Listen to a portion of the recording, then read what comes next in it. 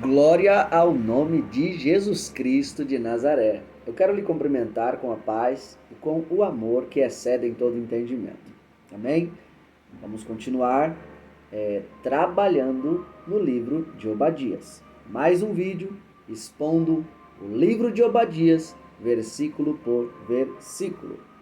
Abra sua Bíblia, Obadias, versículo de número 1. E para você que não quer perder nenhum conteúdo, a gente já colocou aqui nesse canal a segunda carta de João, versículo por versículo, com o tema nomofobia e distrações.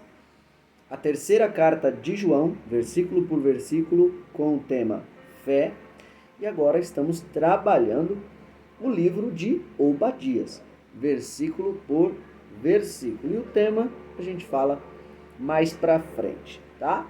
Você que queira estudar conosco presencialmente, me comunique e bora pra cima, crescer na presença de Deus e caminhar em sua palavra, do jeito que ela é, do jeito que está escrito. Amém? Bora pra cima. Obadias,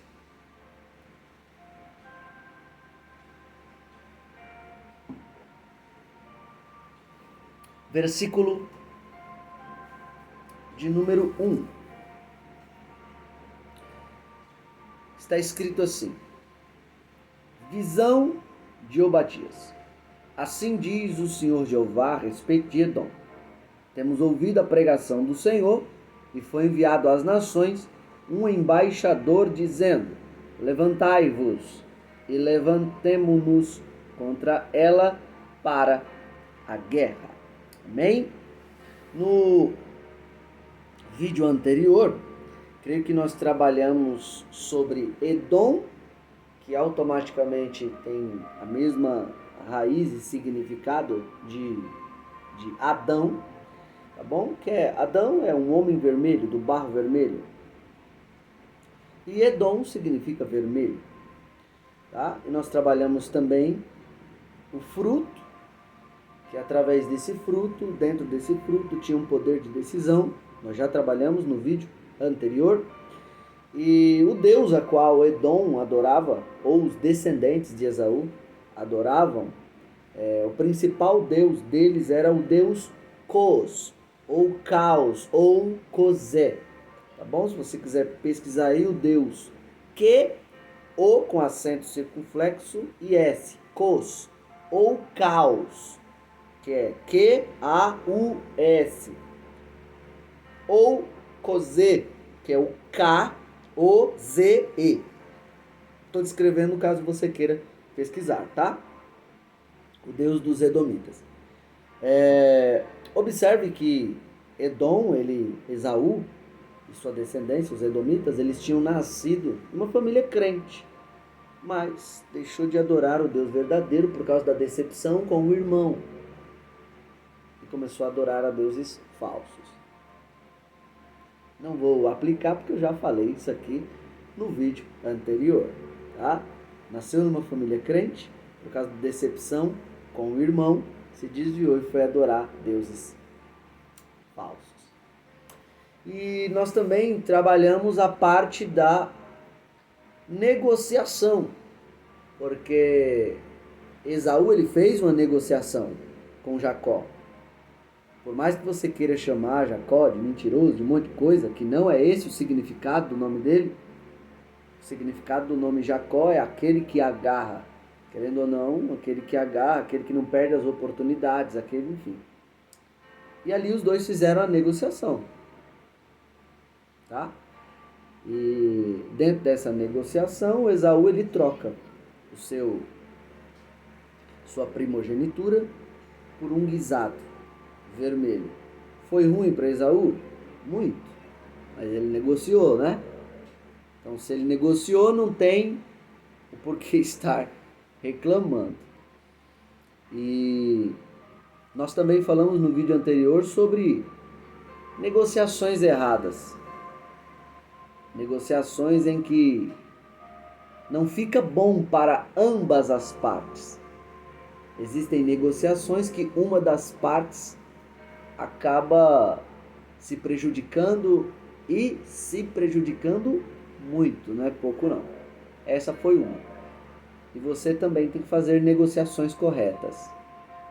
E nós falamos de algumas no vídeo passado.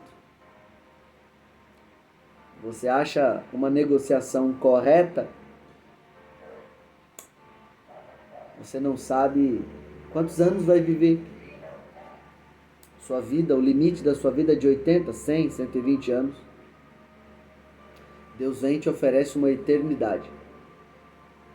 Qual é a negociação que você faz?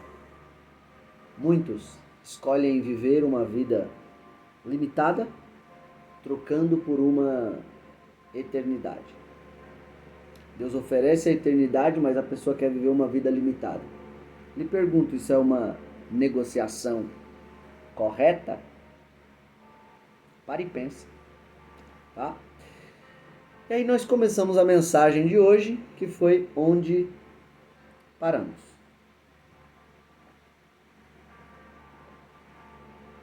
Sorria, você está sendo filmado. Ó, Esaú, nitidamente ele troca sua primogenitura por um guisado vermelho, por uma comida. Ele troca algo de longo prazo por algo de curto prazo. E uma das piores coisas que Esaú ele acabou demonstrando no texto é que ele deixou uma necessidade se tornar carência. E é um erro do ser humano quando ele deixa necessidade se tornar carência e quando deixa carência se tornar necessidade. A fome, ela é uma necessidade? É. A primogenitura de Esaú também é. Em grau de importância, qual que é mais importante? A necessidade da primogenitura de Esaú, onde ele ia ter muitos privilégios, ou uma comida momentânea? Você talvez pode olhar para mim e dizer assim, mas irmão Cleberson, no momento ali o mais importante era a comida. E Esaú ele tinha que comer. Por isso que ele cedeu. Será mesmo? Será que Esaú tinha mesmo que comer aquele guisado do próprio irmão? Será que Esaú, mesmo percebendo que Jacó estava fazendo um negócio, pedindo para ele trocar a sua primogenitura por aquele prato de comida, será que Esaú não poderia comer em outro local? De sua mãe? Na sua casa? Dos seus empregados? Será que Esaú de fato, ele amava o seu direito de ser primogênito? Ou só estava esperando a oportunidade para pegar o seu direito de primogenitura e trocar por aquilo que viesse? Aquilo que iria satisfazê-lo no momento. Esaú, ele nitidamente, ele deixa uma necessidade se tornar carência. E quando uma necessidade se torna carência, ele faz a troca. Qual é a troca? Não me importo com primogenitura. O que eu quero é me saciar no momento. E é um erro do ser humano quando ele começa a fazer com que suas necessidades se tornem carências e carências se tornem necessidades. Já que a gente está usando o exemplo aqui de comida, fome, eu vou usar então esse mesmo exemplo. E, ao mesmo tempo, trazer uma iluminação para onde muitas pessoas têm caído no nosso dia a dia. Fome, ela é uma necessidade humana. Nós precisamos comer todos os dias. Só que ao mesmo tempo, não é uma necessidade extrema do ser humano, se comparado com fome, que precisamos comer todo dia, não é uma necessidade do ser humano arrumar alguém logo para se relacionar. Isso é uma carência. É uma carência. Tá, irmão Cleber, então qual é o ponto? Onde você quer chegar? Aqui. Existem seres humanos que, por causa de sua carência, faz a sua carência se tornar necessidade. E de vez em quando acabam escolhendo para si pessoas que só destroem a sua vida. Seres humanos que, por causa de sua carência, e aí vem a carência, deixa se tornar uma necessidade, como se fosse algo que elas não conseguissem viver sem por algum tempo. E aí acabam escolhendo para si pessoas que vão destruir sua vida. Tome muito cuidado, coloque cada coisa no seu devido lugar. Comida, sim, comida você tem que comer todos os dias. Você tem que se alimentar para se manter de pé, forte. Você é o que você se alimenta. Agora, quando se trata de alguém para se relacionar, tome muito cuidado para sua carência não se tornar uma necessidade. Carência é carência. E todos nós, seres humanos, temos. Tá bom? Ninguém aqui é um robô. Todos nós temos. Só que coloque cada coisa no seu devido lugar. E não deixe a sua carência escolher alguém para você se relacionar. Não. No dia em que você deixa a sua carência escolher alguém para você se relacionar, já se tornou necessidade. Você tem sua carência? Tente manter ela controlada. E escolha uma pessoa para conviver de uma forma muito consciente. O que Deus está mandando eu te dizer é um alerta. Tome muito cuidado, porque se você escolher alguém para se relacionar baseado na sua carência, a probabilidade de você se frustrar, se entristecer, se machucar é grande. Não deixe suas carências se tornarem necessidade.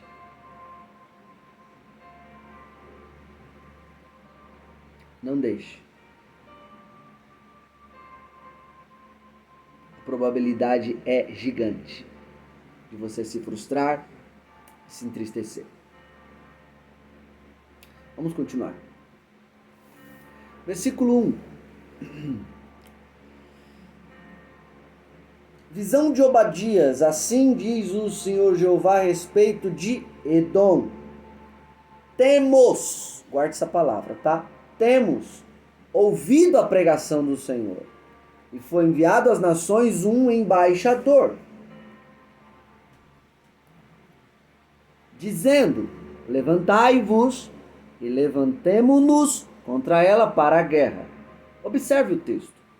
Na visão de Obadias, ele diz: assim diz o Senhor Jeová a respeito de Edom. Palavra direcionada. 2 pontos. Temos. Não é tenho, é temos. Temos ouvido a pregação do Senhor. Então não é só uma pessoa que ouviu, não é só 2, não é só 3. Temos.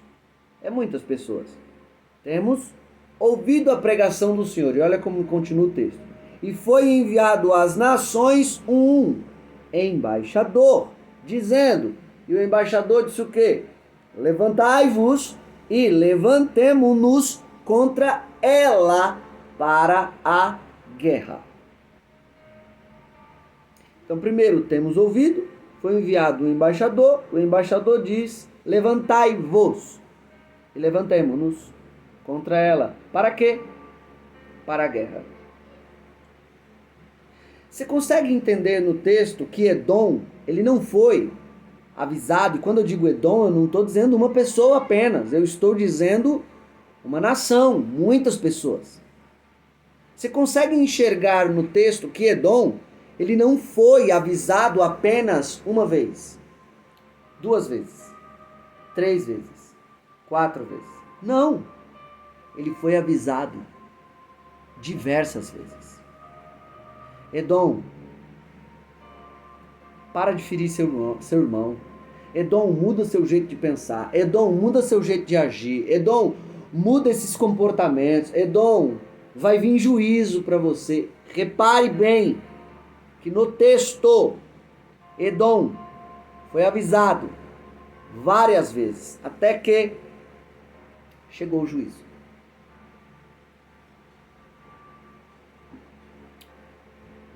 Edom foi avisado, mas Edom quer persistir no erro. Edom foi avisado, mas Edom não quer mudança. Edom foi avisado, mas Edom não quer saber da direção de Deus. Não quer saber dos ensinos de Deus. Não quer mudança de vida. Edom quer continuar do jeito que está. Vou simplificar. Sabe o profeta Zacarias? O dicionário John Davis vai dizer que pelo menos por 6 vezes Deus desperta Zacarias em uma noite para lhe entregar as profecias. Então era mais ou menos assim, ó. Zacarias estava próximo de dormir, o anjo chegava e despertava Zacarias. Zacarias, ele, desperta, anota essa profecia aí. E ele despertava. Daqui a pouco Zacarias falava, terminou? Terminou. Tá. Zacarias estava pronto para dormir de novo. E pela segunda vez o anjo vem e diz, Zacarias, desperta. Outra profecia aqui. Zacarias ia anotava. Terminou? Terminou. Daqui a pouco Zacarias ia dormir e o anjo mais uma vez. O dicionário John Davis diz que por 6 vezes o anjo desperta Zacarias para entregar profecia para ele. E aí você talvez possa me perguntar, irmão Cleber, o que tem a ver isso com aquilo? É que das 6 vezes que Deus, através do anjo, despertou Zacarias para liberar para ele profecia, Zacarias despertou. Mas Edom, por várias vezes, Deus tentou despertá-lo para mudar a vida. E Edom não quis mudança. E Deus está falando com alguém através desse vídeo, que Ele já falou com você já falou com você 2, 3, 4, 5, enfim, já falou com você várias vezes sobre algo que Ele quer que você mude, algo que Ele quer transformar em sua vida, mas você continua no hábito errado, continua no pensamento errado, continua no comportamento errado. Ele está dizendo, mas esta vez eu estou te avisando. E se você não ouvir, assim como eu enviei um embaixador para levantar um grupo, para ir guerrear contra Edom, e guerra aqui é consequência, guerra aqui é juízo. Deus está dizendo, mais uma vez, eu estou te avisando. E se você não me ouvir, chegarei com um juízo, e não mais como aviso. Agora é um aviso, mas se não ouvir, eu chego com um juízo. Então mude seu jeito de pensar, mude seu jeito de agir, mude o seu comportamento, que há muito tempo eu estou te avisando. E você está se fazendo de surdo. E você está se fazendo de surda. Hoje é um aviso. Mais para frente é um juízo. Recebe essa palavra de Deus. Temos ouvido a pregação do Senhor. E foi enviado às nações um embaixador. Levantai-vos e levantemo-nos contra ela para a guerra. Ouça a voz do Senhor. Edom, muda. Edom, toma caminho diferente, senão o juízo vai chegar. Vamos continuar? Ainda no versículo 1, a expressão: temos ouvido a pregação do Senhor e foi enviado às nações um embaixador dizendo: levantai-vos e levantemo-nos contra ela para a guerra. Observe que o juízo ele vem contra Edom. O juízo ele vem contra a nação dos edomitas, descendentes de Esaú. Só que quando você vai olhar o contexto, Edom não estava sozinho, não. Edom tinha outras nações ajudando. Edom não estava sozinho. Tinha outras nações ajudando. E é interessante que Edom, essa nação, essas pessoas, quando estavam com outras nações, elas se sentiam poderosas. Ela se sentia poderosa. Mas quando Edom vê que o chicote vai estralar para ela, ela se amedronta. É só você ler o livro de Obadias, você vai ver.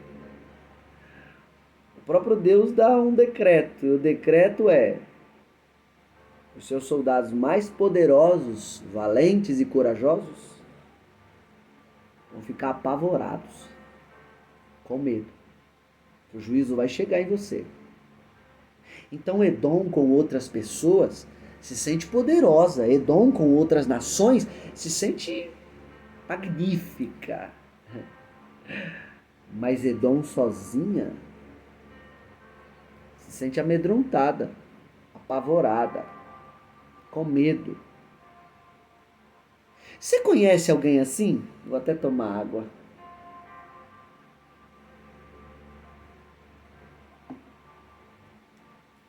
Você conhece alguém assim?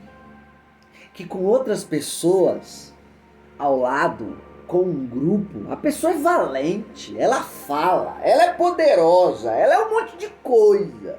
Mas quando tá sozinha, sozinho, não tem coragem de falar nada. Não tem coragem de fazer nada. Lhe pergunto, que coragem é essa? Que a coragem só é demonstrada quando está no grupo. Que coragem é essa? Que só é demonstrada, você fala, você faz, quando está rodeado de pessoas. Mas sozinho ou sozinha, você não tem essa coragem toda. Vou simplificar ainda mais. Isso aqui até vai para alguns crentes. Irmão, que vida espiritual é essa que você só ora quando tem alguém orando junto? Que vida espiritual é essa que você só lê a Bíblia quando sabe que tem alguém lendo com você? Que vida espiritual é essa que você só se consagra, jejua, quando sabe que tem alguém jejuando com você? Nada contra quando você passa por alguns momentos de fraqueza e você precisa de um suporte. Nada contra, isso é viável e é reino. Mas quando isso se torna uma necessidade, aonde você, para manifestar o seu relacionamento com Deus, precisa de um intermediário, pessoas, isso não é relacionamento com Deus. Isso é farsa. Se você, para mostrar coragem, se você, para mostrar intimidade com Deus, você sempre está precisando de pessoas, seu intermediário não é Jesus. Seu intermediário é as pessoas. Seu intermediário não é Jesus. Seu intermediário é a igreja. Seu intermediário não é Jesus. Seu intermediário são os seres humanos. Jesus está dizendo, quando é que essa coragem de fato vai ser demonstrada de forma individual? Quando é que a sua vida espiritual vai ser demonstrada de fato de forma individual? Sabe a conversa que Jesus teve com a mulher samaritana? A mulher samaritana, olha no texto, ela estava dizendo, só é adoração de verdade se for no monte. Vocês, os judeus, dizem que só é adoração de verdade se for no templo. E o que o dono da igreja responde? Nem lá, nem aqui. Todo verdadeiro adorador de forma individual, que bebeu da água, ele tem uma fonte dentro dele, que jorra para a vida eterna. E fonte, qual é o propósito da fonte? Jorrar. Todo momento. A todo momento. Essa pessoa tem sede de Deus. E ela demonstra através de sua busca. Deus está colocando uma sede em você. Para fazer você parar de depender de grupos. Grupo é importante, tá? Só que não vamos falar dele hoje. Hoje, Jesus quer saber da sua adoração individual. Pare de depender de grupo para orar. A partir de hoje, você tem uma vida devocional de oração sozinha, sozinho. Pare de depender dos outros para ler a Bíblia e jejuar. A partir de hoje, você tem uma vida devocional de leitura, de jejum e consagração sozinho, sozinha. Porque isso de fato é ser verdadeiro adorador. E se você não consegue buscar a Deus ainda de uma forma individual, isso significa que sua adoração ainda não é verdadeira. Recebe. Hoje, Jesus coloca em você uma sede diferente e que essa sede vai fazer você buscá-lo, independente de grupo. O Edom, para de demonstrar coragem só quando está em grupo. Demonstra coragem também quando está sozinho. O Edom, para de orar, ler Bíblia. Para de fazer as coisas só com o grupo. Faz sozinho também. Faz sozinha. Se você quiser saber se de fato você é verdadeiro adorador ou não, basta ver se você faz as coisas para Deus sozinho ou sozinha, demonstrando de fato uma intimidade, ou você sempre está precisando de grupo. Vamos continuar. No versículo 1, agora eu vou ler aqui 4 versículos. No versículo 1 diz assim, visão de Obadias. Assim diz o Senhor Jeová a respeito de Edom. Temos ouvido a pregação do Senhor, e foi enviado às nações um embaixador dizendo, levantai-vos e levantemo-nos contra ela para a guerra. Preste muita atenção. Versículo 4. Se te elevares como águia e puseres o teu ninho entre as estrelas, dali te derribarei, diz o Senhor. Preste atenção. Versículo 8. E não acontecerá naquele dia, diz o Senhor, que farei perecer os sábios de Edom e o entendimento na montanha de Esaú? Preste atenção, versículo 18. E a casa de Jacó será fogo, e a casa de José chama, e a casa de Esaú palha, e se acenderão contra eles e os consumirão. E ninguém mais restará da casa de Esaú, porque o Senhor o disse.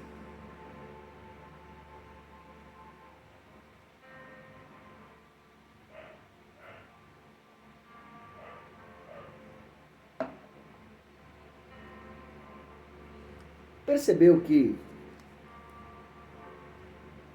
tudo que Deus falou com respeito a Edom, ele fez?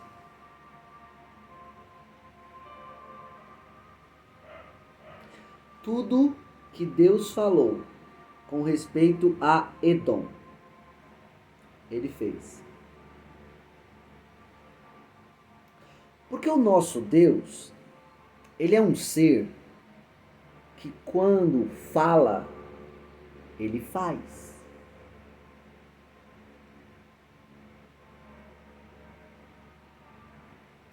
Deus, ele é Deus que fala e faz.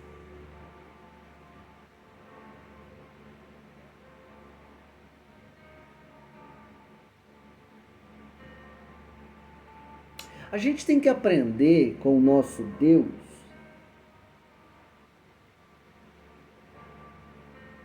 a falar e fazer. Deus falou que ia destruir Edom completamente. E ele destruiu Edom completamente. Ele falou que o juízo ia chegar para Edom. E o juízo chegou para Edom.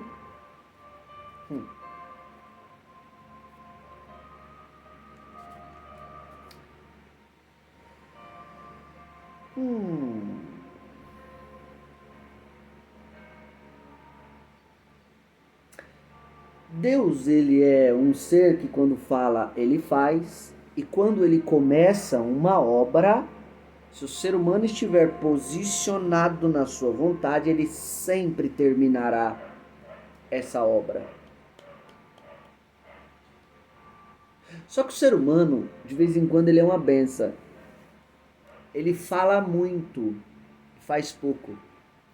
Ele fala que vai fazer muita coisa e não cumpre o que fala. Se Deus é nosso Pai, se Deus é nosso Senhor, temos que aprender com Ele a falar e a fazer. Deus vai liberar uma palavra para você agora que está me ouvindo, que com certeza está fazendo você perder e perder muito. Está sujando o seu nome e sujando muito.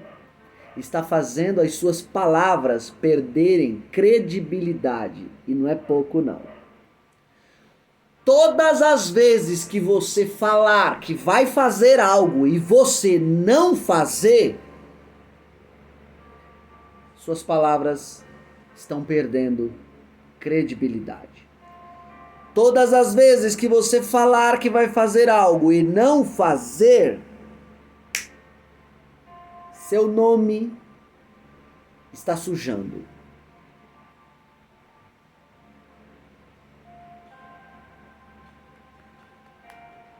Então que a partir de hoje, o que você falar que vai fazer, faça. Essa é a melhor forma das suas palavras ganharem peso. Quando você falar que vai fazer alguma coisa, faça. Essa é a melhor forma do seu nome não ficar sujo, ficar bem limpinho. É isso aí.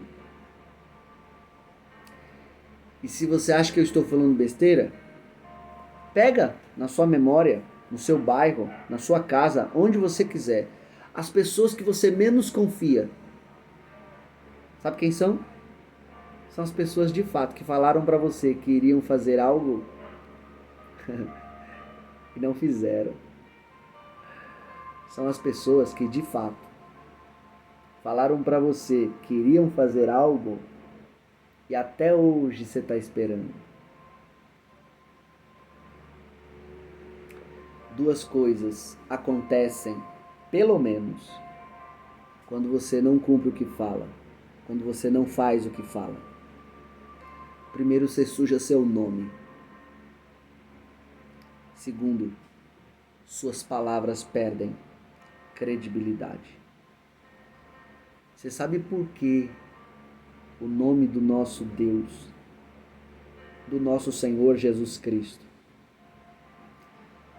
até hoje, ele se mantém em evidência e não é sujo não, é bem limpo, bem limpo.